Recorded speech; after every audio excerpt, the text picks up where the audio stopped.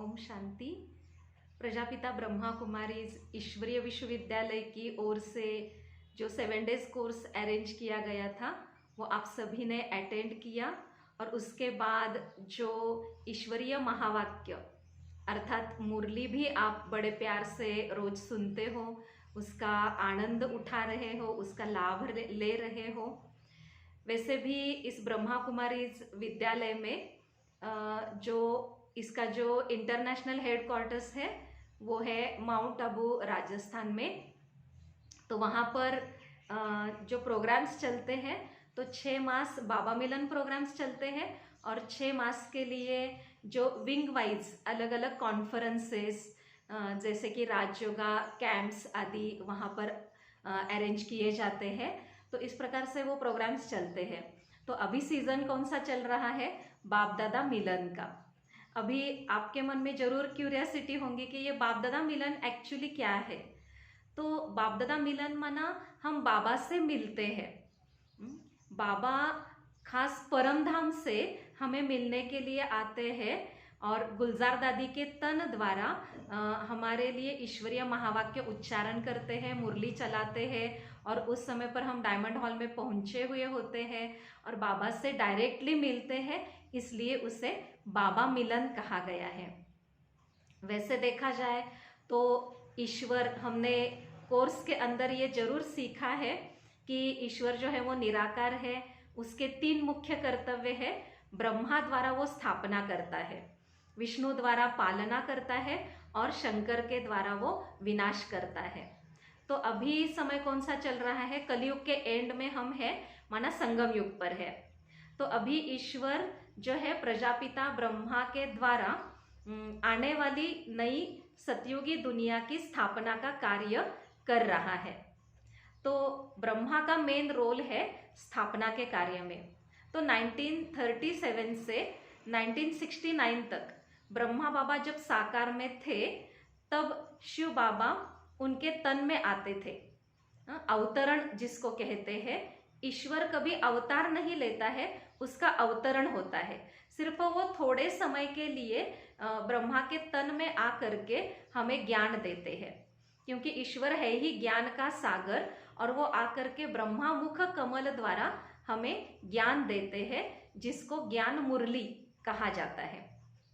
तो 1937 से 1969 तक जो भी मुरलियाँ चली, जो भी ईश्वरीय महावाक्य उच्चारण किए गए, उसको कहते हैं साकार मुरली, क्योंकि ब्रह्मा बाबा तभी साकार में थे।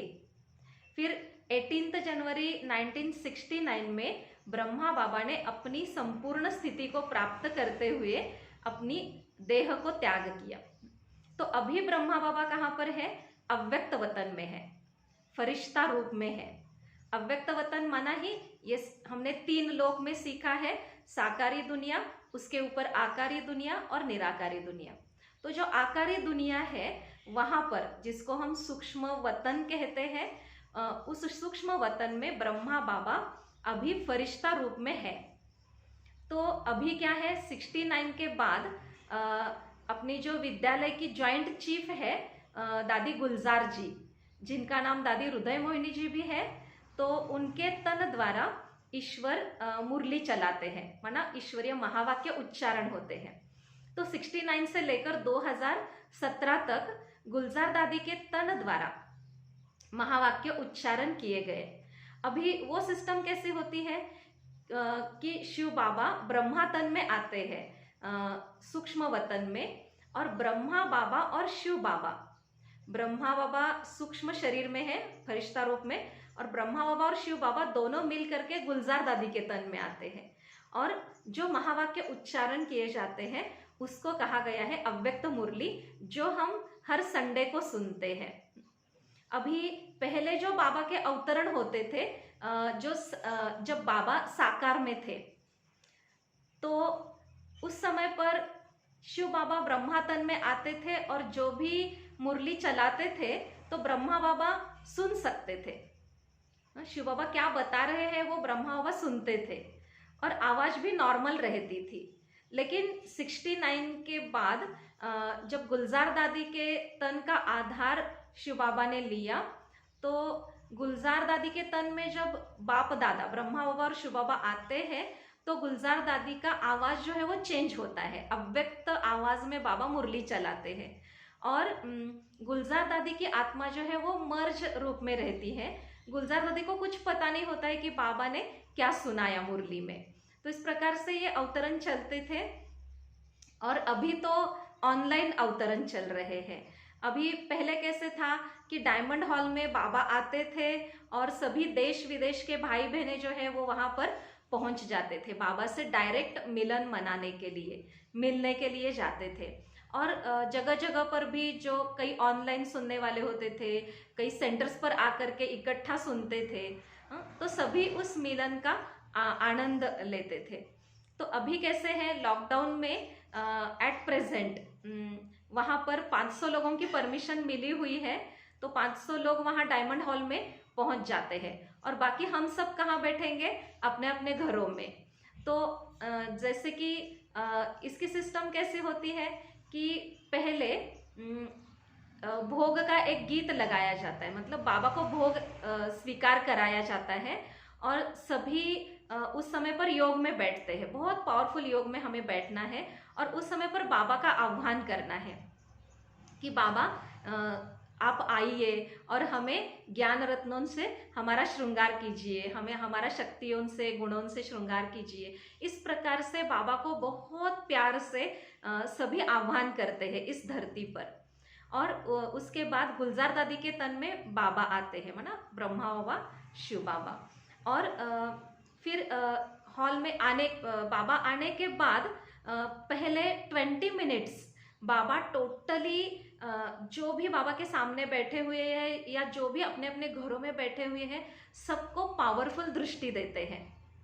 और उस समय पर हमें क्या करना है कि बाबा से दृष्टि लेते हुए ये अनुभूति करनी है कि बाबा सचमुच मेरे अंदर शक्तियाँ भर रहे हैं, गुण भर रहे हैं, जो भी हमारे अंदर कमी कमजोरी है उसे उस समय पर भर लेना है बाबा से। और बहुत ही बाबा से वो प्यार की फीलिंग्स हमें आती है और बहुत ही शक्तिशाली वातावरण उस समय होता है, क्योंकि परमधाम निवासी भगवान डायरेक्ट इस धरती पर उस समय पर आया हुआ होता है। और सोचिए इतना नजदीक बाबा आया हुआ है तो कितना शक्तिशाली वो वातावरण होता है। तो सारी शक्तियाँ वो अपने अंदर हमें भरना है। इतना हम भी खुद को प्रिपेयर करके रखें कि मुझे उन शक्तियों को भरना है, मुझे पूरा पूरा बाबा का लाभ लेना है, मुझे अपने आप से आपको भरपूर करना है। तो इस प्रकार से वो 20 मिनट्स पावरफुल दृष्टि होती है बाबा की। और उसके बाद बाबा मुरली चलाते हैं। जैसे कि उस समय पर जो हम डायमंड हॉल में मिलते थे, अभी तो ऑनलाइन बैठेंगे। जैसे देखो 1937 से 69 तक साकार मिलन हुआ, साकार तन द्वारा हुआ। फिर 69 से लेकर 2017 तक गुलजार दादी के तन द्वारा हम मिले। अभी भी वहां पर अभी क्या करते हैं, डायमंड हॉल में रिकॉर्डेड कैसेट ही लगाते हैं, पहले वाला रिकॉर्डिंग ही लगाते हैं जो बाबा की पहले मुरलियाँ चली है, लेकिन वो कोई रिकॉर्डिंग लगता ही नहीं है। अभी भी ऐसी ही फीलिंग आती है कि सचमुच बाबा मधुबन में आए हुए हैं। माउंट आबू माना मधुबन कहते हैं हम उसको, तो मधुबन में बाबा आए हुए हैं और सचमुच बाबा आते हैं। बाबा अभी अव्यक्त रूप में मधुबन में पहुंच जाते हैं उस समय पर और हमें शक्तियों से भरपूर करते हैं, हमारा ज्ञान रत्नों से श्रृंगार बाबा करते हैं। तो हम भी उस अव्यक्त स्थिति में रहेंगे तो हम वो सारी शक्तियाँ बाबा की कैच कर सकते हैं, उतना अपने आप को भरपूर कर सकते हैं। तो बाबा सचमुच वहाँ पर आते हैं और सबको ज्ञान रत्नों से भरपूर करते हैं और इस प्रकार से वो मिलन होता है, मिलन का प्रोग्राम वहाँ पर चलता है। तो हम भी अपने अपने घरों में बैठ करके ये सारा प्रोग्राम देखेंगे, उसकी अनुभूति लेंगे। और जैसे कि आपको ये भी क्लियर हो चुका है कि बाबा मिलन माना हम बाबा से मिलते हैं, तो इसकी प्रिपरेशन क्या है।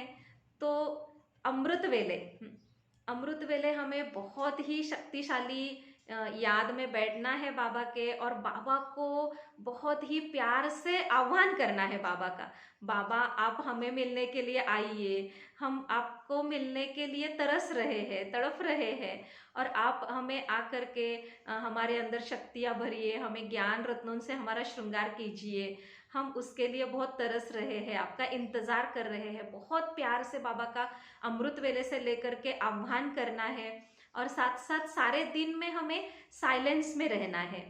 हाँ, जरूरी हो उतना ही बात कीजिए, लेकिन ज़्यादा से ज़्यादा साइलेंस में रहिए। और जो भी बाबा ने मुरली चलाई है, उस मुरली के ऊपर मनन चिंतन कीजिए, माइंड को भी टोटली व्यर्थ से फ्री कीजिए, ताकि हम बाबा से बहुत शक्तिशाली टचिंग्स भी ले सके, बाबा की शक्तियाँ भी कैच कर सके। क्योंकि बाबा तो हमें भरपूर करने के लिए आते हैं, और हमें भी उस प्रकार से अगर अपने आप को हम तैयार रखेंगे तो हम बहुत कुछ बाबा का उसमें लाभ उठा सकते हैं, और वो लाभ हमें लेना है। तो इस प्रकार से उस दिन बहुत ही बाबा की याद में ही रहना है, और साइलेंस में रह करके शाम को 5 बजे सूरज भाई जी का क्लास रहता है, और वो क्लास भी आप जरूर अटेंड करना। उसमें वो क्लियर करते हैं कि बाबा से कैसे मिलन मनाना है, कैसे शक्तियों से भरपूर होना है। बहुत अच्छा क्लैरिफिकेशन होता है उसमें। और उसके बाद फिर बाबा का अवतरण होता है। बाबा अव्यक्त रूप में आकर के हमें शक्तियों से श्रृंगारते हैं, भरपूर करते हैं। तो ऐसे हम 6 मास जो जो भी डेट्स आए हुए हैं, उन डेट्स को इस प्रकार से अभ्यास करते हुए हम बाबा का लाभ लेंगे, बाबा से मिलन करेंगे। ओम शांति।